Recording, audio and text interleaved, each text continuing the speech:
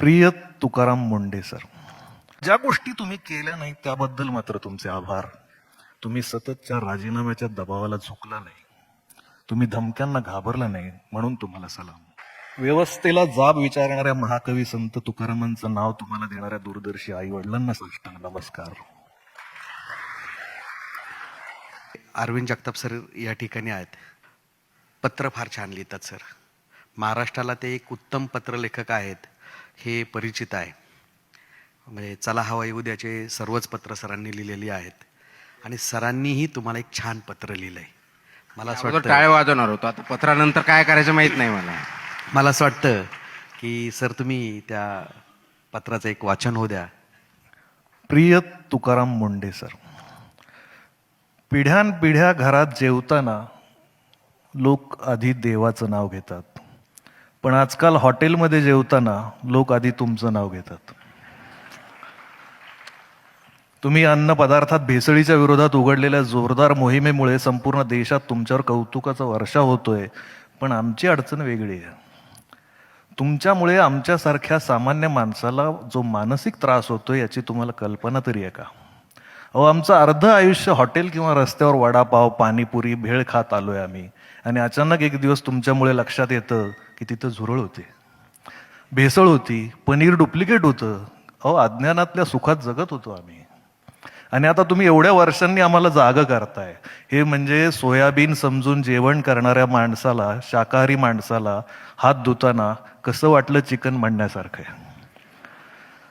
आमचा मित्र म्हणाला की खरं तर सध्याच्या काळात कॉक्रोचचा राग धर्मेंद्र प्रधान यांना यायला पाहिजे, पण प्रधानांपेक्षा मुंडेच जास्त चिडतात कॉक्रोच बघून.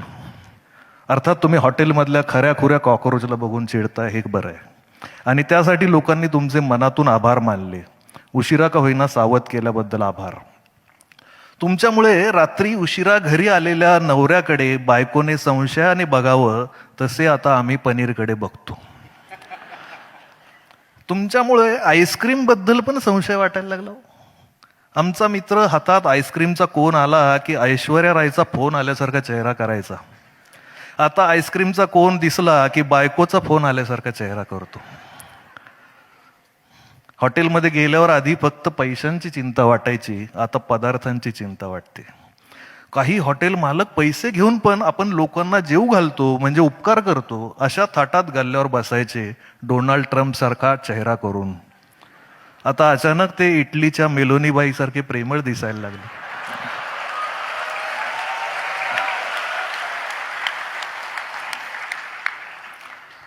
भेसळ हा विषय तुम्ही इतका डोक्यात घालून ठेवलाय की आता आम्हालाही जिथे तिथे भेसळ दिसू लागली. अहो साहेब, मागे नोटबंदी झाली होती तेव्हा देशातल्या 2-4 अभ्यासू आणि विद्वान पत्रकारांनी सांगितलं होतं की नवीन नोटांमध्ये चीप आहे. साहेब, लोकांनी त्या नादात नोटा फाडल्या, पण चीप काही दिसली नाही, तिथेही भेसळ. बातमीच्या नावाने आता न्यूज चॅनल सर्रास अफवा दाखवतात, पण पत्रकारितेतली ही भेसळ काही सहजासहजी थांबणार नाही. कारण कोणीतरी म्हणालंय, लोकांना मूर्ख बनवणं सोपं आहे, समजावणं अवघड आहे. त्यामुळे पण तुमचं काम किती अवघड आहे याचा अंदाज येतो. आमचा एक गावाकडचा मित्र एका भोंदू बाबाकडे गेला. बाबाने त्याला कसली तरी पावडर दिली आणि खा म्हणाला. 1 वर्षात तुझी स्वतःची नवी कोरी जीप येईल. मित्राची जीप काय आली नाही, पण बाबाची क्लिप मात्र आली मार्केटमध्ये. मित्र आता व्हॉट्सअप ग्रुपवर लोकांना मेसेज पाठवतो, निदान मला क्लिप तरी पाठवा. भेसळ अन्नात होते तेव्हा तिच्यावर वचक ठेवता येतो, मेंदूत भेसळ होते तेव्हा मात्र परिस्थिती अवघड असते. तुमच्याबद्दल एक जण सांगत होता, आजकाल तुकाराम मुंडे ट्रेंडिंग आहेत. मी माझ्या पोस्ट तुकाराम मुंडे हॅशटॅग वापरून टाकतो. काही लोकांसाठी तुमचा त्याग महत्वाचा आहे, काही लोकांसाठी तुमचा हॅशटॅग महत्वाचा आहे. असो, पूर्वी लहान मुलांना फुकट चॉकलेट देऊन पळवून नेणारी टोळी होती, आता मोठमोठ्या माणसांना चॉकलेट, बर्गर, फ्रेंच फ्राईज अशा गोष्टी विकत घ्यायला लावून बरबादीकडे वळवणारी टोळी प्रत्येक चौकात आहे. पण आजही तुम्ही बघा, पाणी जास्त आहे म्हणून गावाकडच्या लोकांनी दूध रस्त्यावर टाकून दिलं. पण तुम्हाला एकदा तरी दारू रस्त्यावर ओतून दिलेले हरामखोर व्यापारी दिसले? तुम्हाला एकदा तरी गुटखा फेकून दिलेले नालायक शेठ दिसले?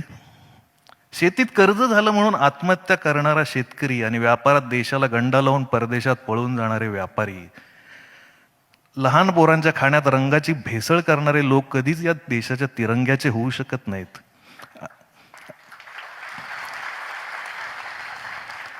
आणि इथले दारूत 50% केमिकल पिणारे लोक शेतकऱ्याकडून ऑर्गॅनिक पिकाची अपेक्षा करतात.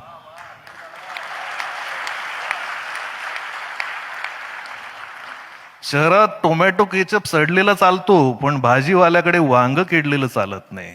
या लोकांना कसं सांगणार? जे अस्सल आहे ते ओबडधोबडच असणार. जे संघर्षातून तुकाराम मुंडे होतो तो कठोरच वाटणार. कारण जे जे ऑर्गॅनिक आहे ते असंच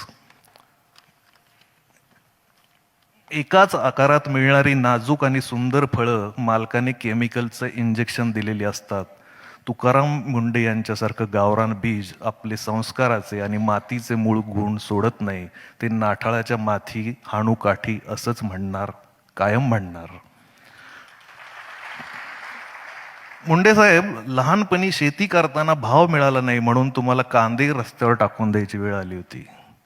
घरात दुभती जनावरं असताना कोरा चहा प्यायची वेळ आली होती. फक्त शेतकऱ्याच्या नशिबातच ही साडेसाती का? शेतकरी चळवळीत असताना शेतकऱ्याच्या कुठल्याही प्रश्नावर पाना फुटणारी ही मंडळी आम्ही बहुमताने मंत्रालयात निवडून पाठवले की भाकड का होतात? आम्ही ज्यांना गरीब गाई समजून धष्टपुष्ट करून विधानसभा विधान परिषदेत पाठवतो त्यांच्या भोवती वासरं नाही लांडगे कसे जमा होतात? आमच्या मतदानात पण भेसळ होते, जरा लक्ष द्या. मंत्रालयात 100 पैकी 99 शेतकऱ्याची पोरं म्हणून घेतात, पण 99 पैकी 91 शेतकऱ्याचे दुश्मन का होतात? मुंडे साहेब, तुम्ही या भ्रष्ट व्यवस्थेला धडा शिकवला. तुमचे आभार मानणार नाही, कारण तुम्ही तुमचं कर्तव्य केलं. पण ज्या गोष्टी तुम्ही केल्या नाही त्याबद्दल मात्र तुमचे आभार. तुम्ही सततच्या राजीनाम्याच्या दबावाला झुकला नाही. तुम्ही धमक्यांना घाबरला नाही, म्हणून तुम्हाला सलाम.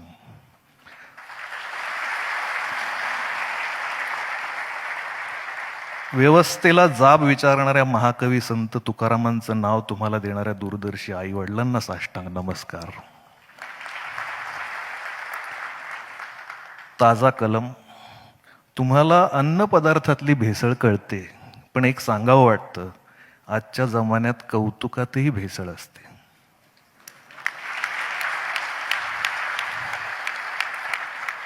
आणि कौतुकातली भेसळ कुठल्या लॅबमध्ये तपासता येत नाही. त्यासाठी तुमच्यासारखा शून्यातून सर्वस्व निर्माण करणारा माणूस सक्षम आहे ही अपेक्षा. तुम्ही सरकारी अधिकारी असला तरी खूप मोठे व्हा अशी प्रार्थना करण्यापेक्षा कायम आहात तसेच राहा असं आम्ही म्हणू. रोल मॉडेल, काही लोक आहेत तसेच राहणं हीच सगळ्यात मोठी बढती असते, प्रमोशन असतं. त्यांच्यासाठी नाही, समाजासाठी. धन्यवाद.